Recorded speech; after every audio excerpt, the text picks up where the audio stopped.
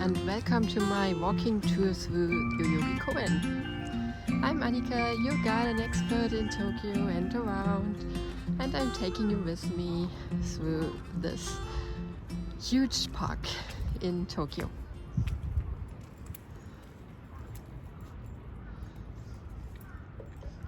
When you are visiting Yoyogi Koen, you will probably arrive at Harajuku Station and enter the park from the main entrance over there. But I came from Shibuya and entering the park from the middle.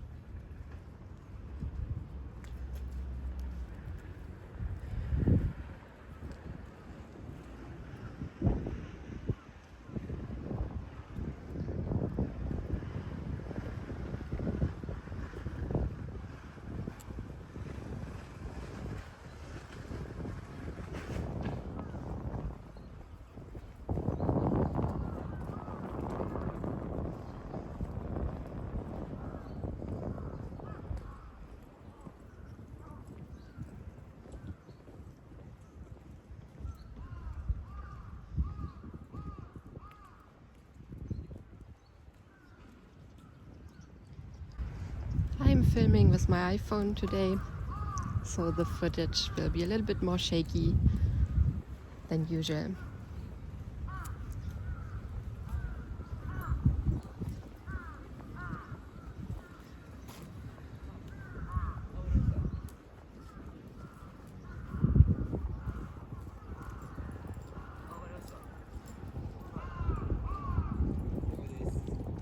This here is a rose garden.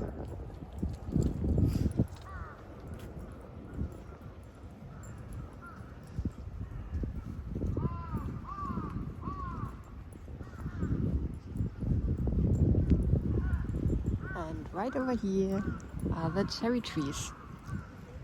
So when you are looking forward to do Hanami in Yoyogi Koen, you will probably come here.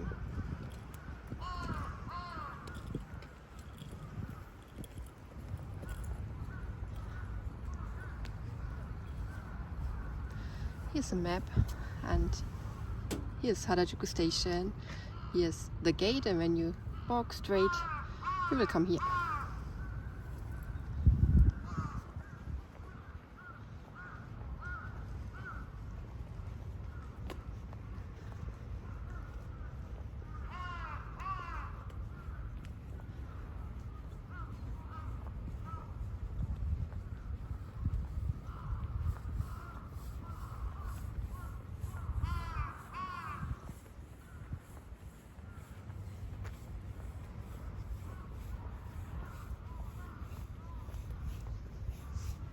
It's the beginning of February. You can see there's still a little bit of snow from our snowfall on Monday night. Now it's Thursday.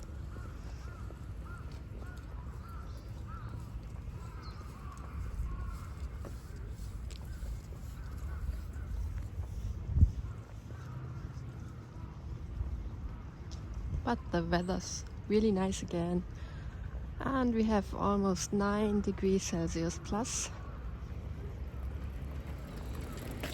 And I'm dressed way too hot for this weather. So I will only do a short walk,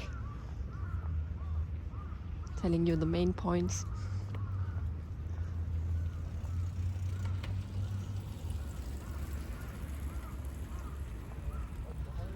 This park has a rich history. It once was in the belonging of the US forces. Later it housed the people coming for the Olympics in '64. The Olympic Village here.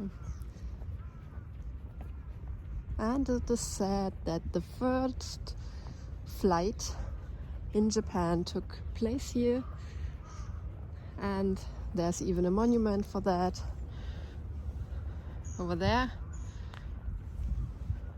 Over there. Maybe you can spot it in the distance, somewhere there.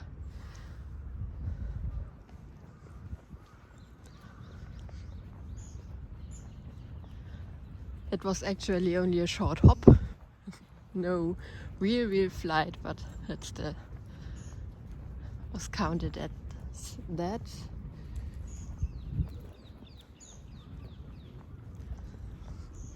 If you go further straight, you will reach the entrance at the Yoyogi Uehara site.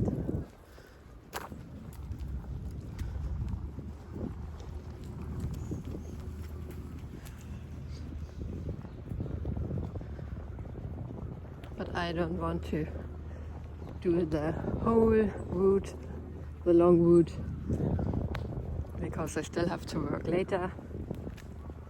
So I will just take you on this short walk.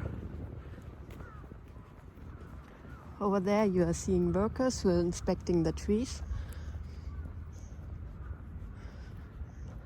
Those with the helmets. And they are marking these trees. The different colors are meaning different things to do when doing the maintenance here. So they decide which trees to cut this spring.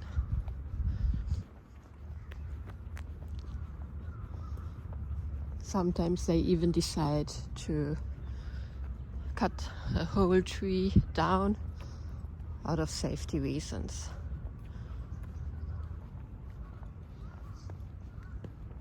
And they have to be especially careful with the cherry trees, because old Someyoshino, the typical cherry for doing hanami under, becomes quite dangerous the older it gets. Okay. I have a special memory of this place. When I came to Japan as an intern, I stayed at, I think it's called the Olympic Youth Center, right next to Yoyogi Koen. And I had to do sports here.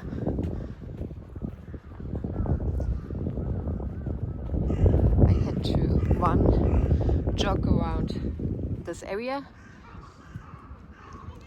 And then after that, we made gymnastics on this lawn area.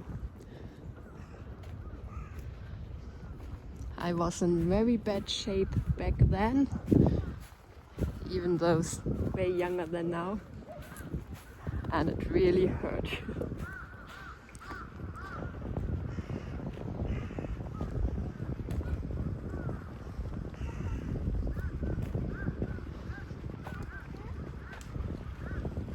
So here's the pond in the middle with the fountain.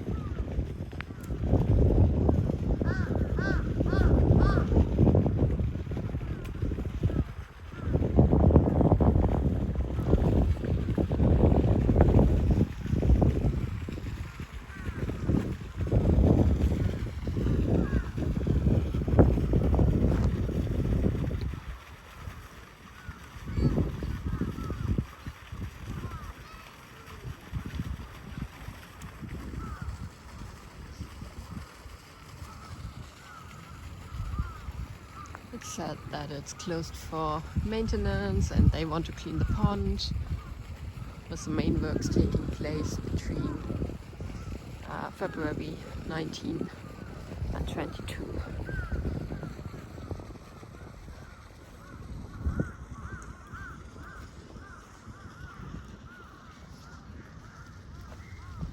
Over there is a dog run.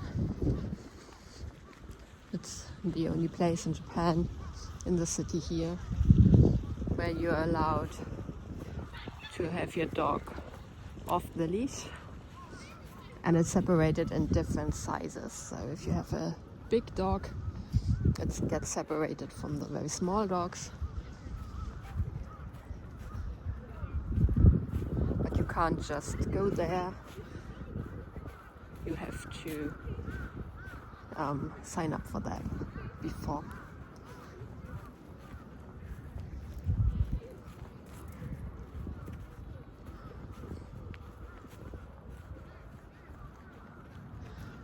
In the corner I'm heading to, there's a training course for bicycles and also a bicycle course. That's good when you want to train with your children. You don't have to train on the streets. There's also a small flower park, but I want to go here, shortening the route.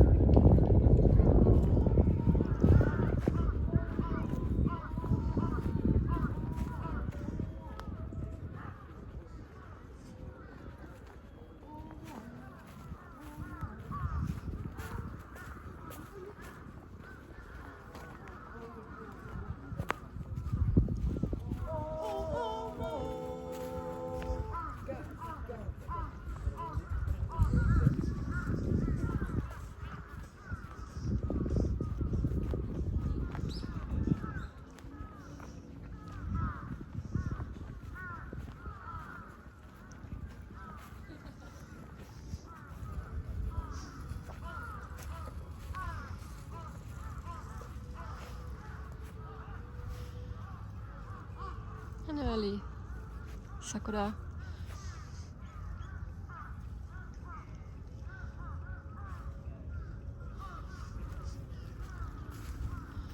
Where I live in Tokyo, we have these two, but they are not open yet, so these are really early.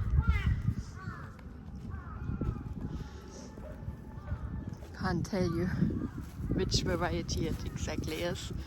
I'm really bad in differentiating the sakuras. So I know that behind it here, these are Someyoshino.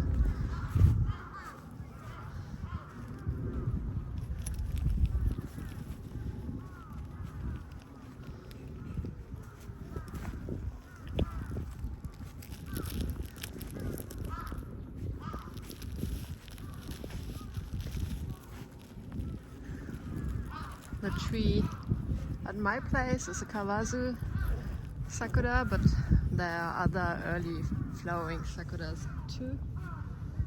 So I can't tell you if this is a Kawazu or a different one.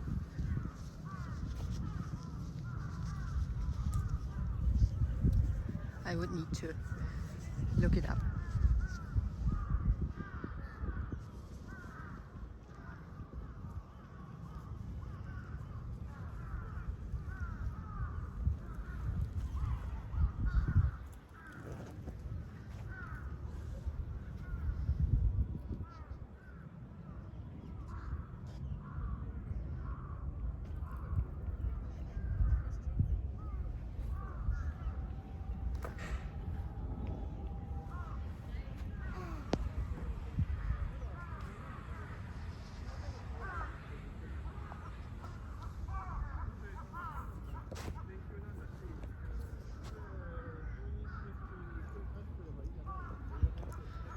So it's nothing special to Yoyogi Park that people are practicing here or taking photo shoot.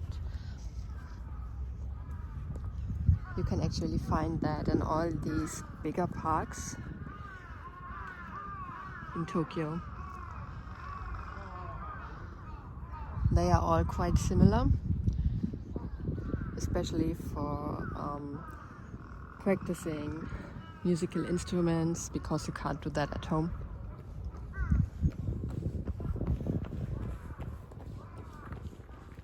But also for doing sports in groups and singing practice and so on. So this is the bicycle course.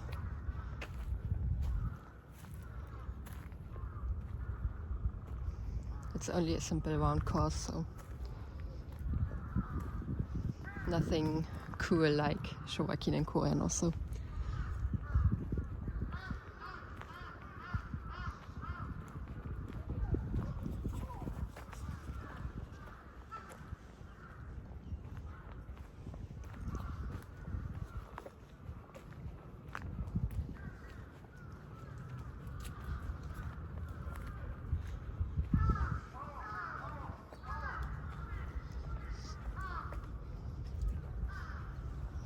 Behind the bamboo and the fence over there is the Meiji Jingu shrine,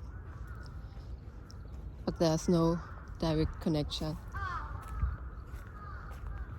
between the park and the shrine.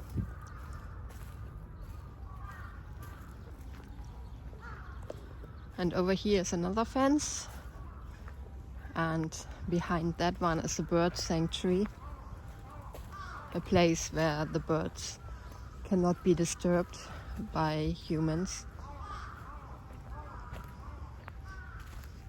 And again, this is nothing special to Yoyogi Park. Many parks have something like this when they are of a specific size.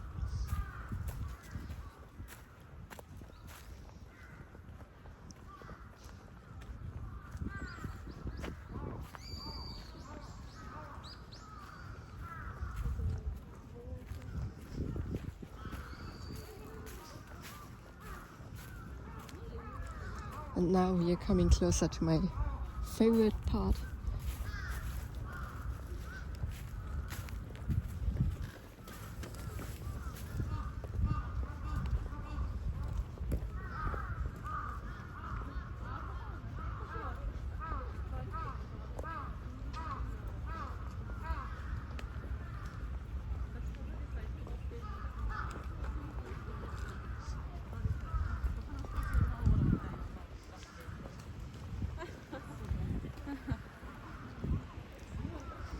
You really have to be careful when walking here in Yoyogi Park under the trees. Make sure that you're not walking under the crows, or your clothes might get a new pattern.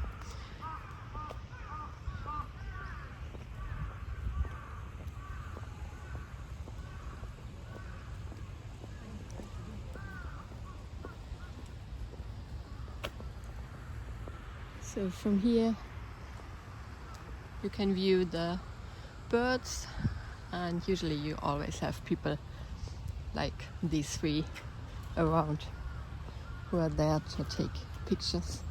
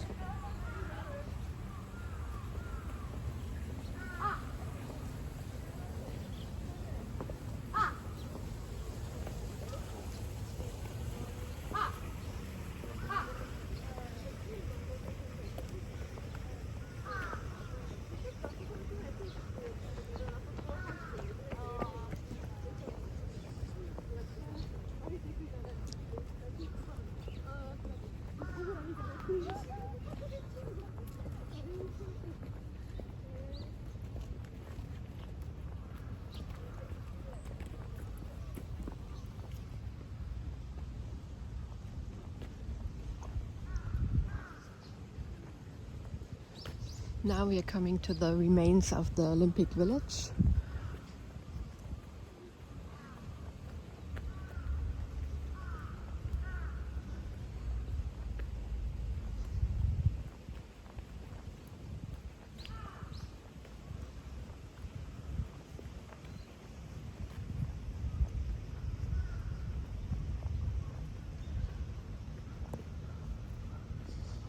And back then, every participating country brought one or more tree as a present, and they were all planted in this area ahead, but unfortunately only a few still survive.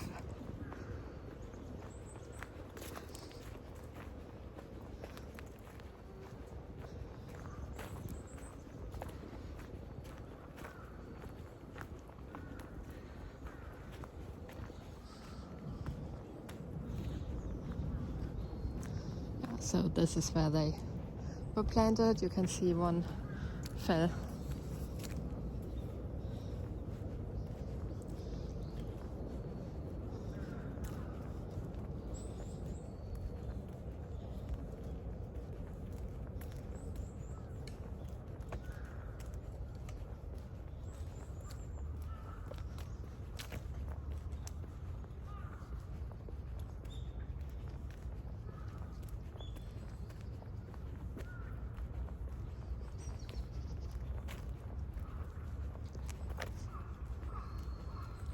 And here they are all listed.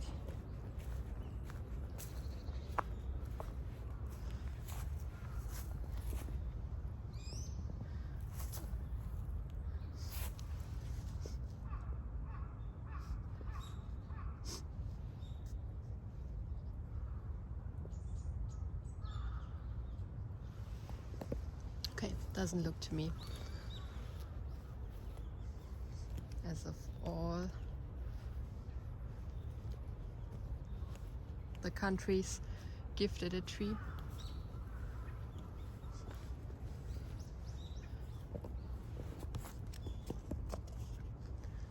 We have one silver birch here. It's still living, and that's amazing because birches are not doing well here in Japan.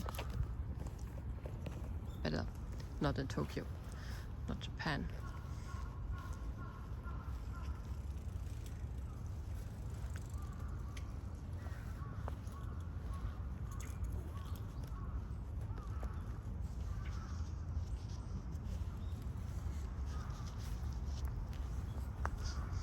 Something's weird with my focus. I hope it's not the whole video that it's off.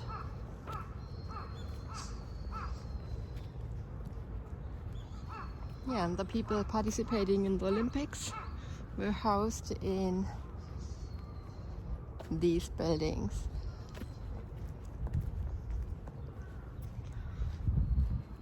They kept only one.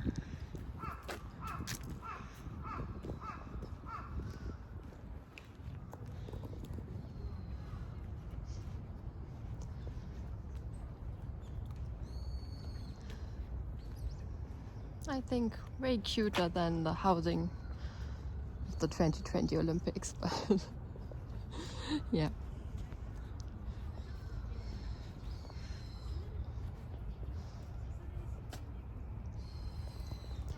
And this really is my most favorite part of the whole park. They are working on here now. It's a semi-permanent planting. So you have many plants that stay here the whole year. And then they may add seasonal plants like here in the middle.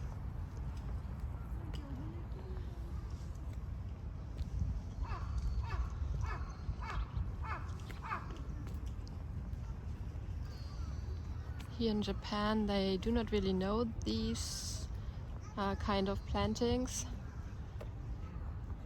They always think that it's a lot of work. But if you're doing it right, it's less work than these seasonal plantings. When you have a bad area with a lot of weeds and you plant low seasonal plants, you have to do a lot more maintenance to keep it look nice. And if you have the permanent planting with high perennials, then the high perennials, if they are stronger than the weeds, will cover them. And they can even look so nice in winter. Now they are preparing for spring already.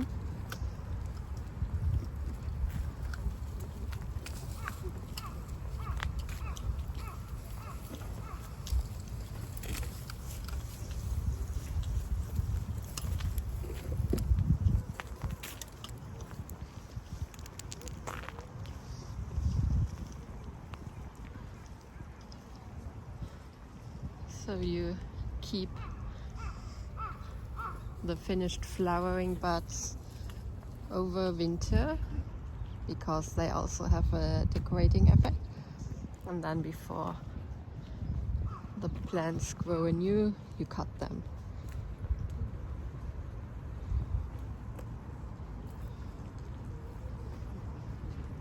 And I really hope to see more plantings like this in the future here.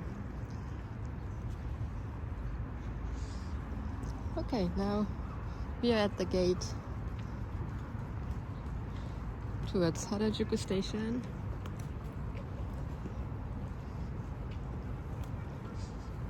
And I will end the walking tour here. Oh, there's one thing I want to show you. But first, when you enter through that gate and walk straight, you will come to the place where I entered the park. And there's the reason why you shouldn't plant acacia in Tokyo.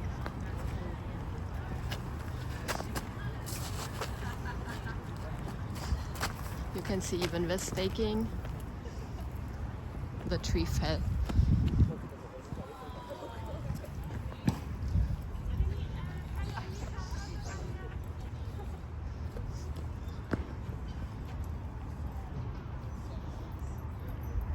The wind here is so strong. We have strong spring winds and then the typhoon in summer, and the roots of the acacia will not hold the whole tree even if you're doing staking. So you really would need to put a lot of staking, big staking, and that's not very nice to look at. So really no suitable trees for Tokyo. If you're from Tokyo and you want to plant it in your garden, keep that in mind. You will face a lot of frustration with them, probably. Okay, so I will end the walking tour here, and I hope you will join my next one too. Bye!